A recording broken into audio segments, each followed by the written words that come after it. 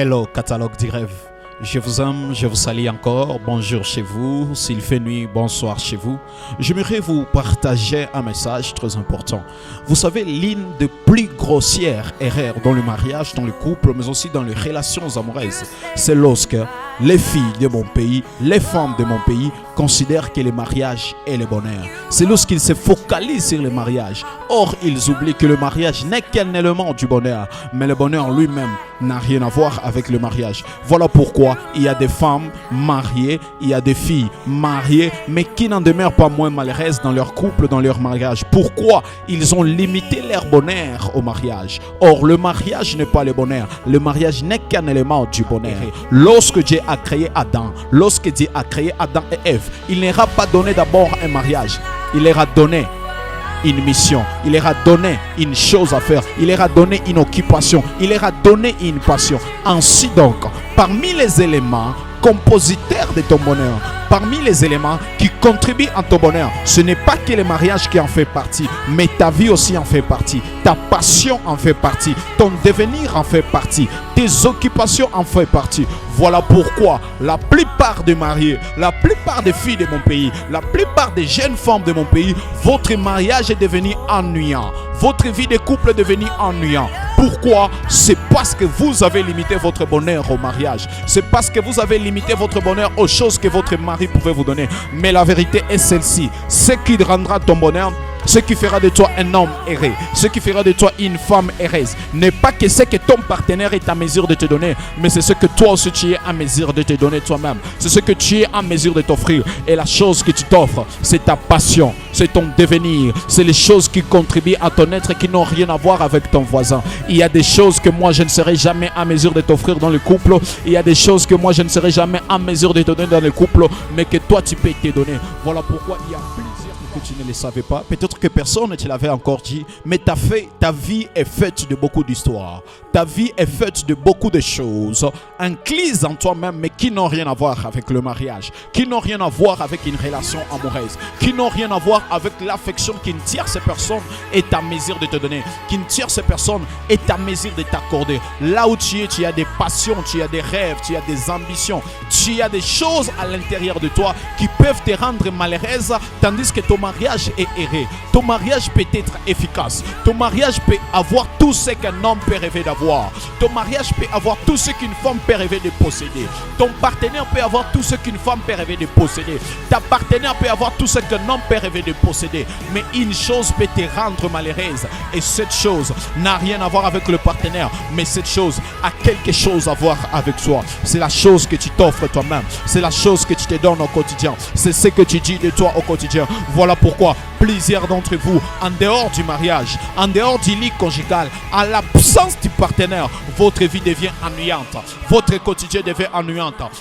Toutes les choses que vous faites deviennent ennuyantes. Lorsque vous n'êtes pas avec votre partenaire, vous vous ennuyez, vous êtes stressé. Pourquoi? C'est parce que votre vie est en manque de quête. C'est parce que votre vie est en manque d'objectifs. C'est parce que votre vie est en manque d'ambition. C'est parce que votre vie est en manque d'affection propre que vous offrez à vous-même. Je suis venu te dire, je suis venu t'annoncer que la plus grande partie de ton bonheur, la plus grande partie de ton bonheur dépend de ce que tu es à mesure de t'offrir toi-même.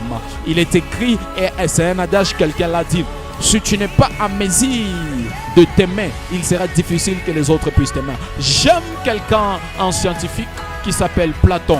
Platon a dit ceci, que le bonheur est manque, l'amour est manque et le désir est manque. Voilà pourquoi, lorsque vous avez le mariage ne vous remplit heureux parce que vous désirez ce que vous manquez, parce que vous avez envie d'une autre chose que vous n'avez pas. Et cette chose que vous n'avez pas encore, c'est votre passion que vous n'avez pas encore mise en exercice. C'est votre propre devenir, c'est votre propre quête. Je suis venu poser une question à une sœur, à une femme mariée, à une fille qui envisage de se marier un jour. As-tu découvert qui tu es? As-tu découvert ce que tu dois faire? As-tu découvert ce que tu dois devenir? As-tu découvert ta propre vie en dehors du mariage? As-tu découvert ta propre passion en dehors du mariage? As-tu découvert ta propre personnalité en dehors du mariage? Est-ce que tu sais qui tu es ou c'est le mariage qui t'annonce qui tu es? Est-ce que tu sais ce que tu es censé faire ou c'est le mariage qui te dit ce que tu es censé faire au quotidien? Ton partenaire est ce qui te dit ce que tu es censé faire au quotidien. Ta vie est restée limitée à l'amour que ton partenaire pouvait te donner. Ta vie est restée limitée à l'affection que tu pouvais recevoir de ton partenaire ou de ta partenaire. Mais la vérité est celle-ci. Le plus grand élément contributeur à ton bonheur, c'est l'affection que tu t'offres à toi-même. C'est l'amour que tu t'offres à toi-même. Il y a des choses qui viennent de toi, qui contribuent à ton bonheur, qui contribuent à ton devenir, qui contribuent à ta personne. Ne limite pas ton bonheur au mariage, je t'assure, tu seras malheureux et malheureuse. Ne limite pas ton bonheur à une relation amoureuse, je t'assure, tu seras malheureux et malheureuse. Ton cœur et ta vie n'ont rien d'abord à voir avec le mariage. Le partenaire ne vient que t'aider de supporter le poids de ce que tu portes. Mais la question que je suis venu te poser, est-ce que tu portes quelque chose? Est-ce qu'il y a quelque chose que tu portes en toi? Reçois et reconnais cette prophétie que je suis en train de te dire aujourd'hui. Jamais une relation amoureuse ne viendra te compléter dans tes vides. Mais toute relation amoureuse t'aidera à supporter ce que tu portes. L'une des plus grossières erreurs des femmes, des filles de mon pays, c'est qu'en vrai, à l'intérieur de vous-même, dans votre vie, dans votre quotidien, dans vos routines quotidiennes, dans votre personnalité, vous êtes en manque de plusieurs choses. Vous êtes vide en vous-même. Vous êtes vide d'objectifs, vide d'essence, vide de devenir, vide de personnalité, vide de caractère, vide d'ambition. Mais vous voulez que ce soit des relations amoureuses, vous voulez que ce soit des partenaires, vous voulez que ce soit ceux qui viendront dans votre vie qui complètent ces choses. Mais je suis venu vous dire une chose, sachez-les et comprenez-les partout où vous vous trouverez. Toute personne que vous aurez dans votre vie, toute personne importante qui viendra dans votre vie, seront des personnes qui ne révéleront que des valeurs que vous avez en vous. Mais je suis venu vous poser une question. Avez-vous des valeurs? Avez-vous des valeurs que vous portez? Avez-vous des choses que vous portez dans votre cœur? Ne limite pas ton bonheur au mariage, ne limite pas ton bonheur à une tierce personne, mais sache ceci, les choses que tu te donnes à toi-même, les choses que tu donnes à toi-même sont des choses qui contribueront aussi à ton bonheur. Je suis venu te rendre égoïste aujourd'hui. Je suis venu te dire, à partir d'aujourd'hui, décide que ta vie est digne d'affection au point de commencer à investir en toi-même.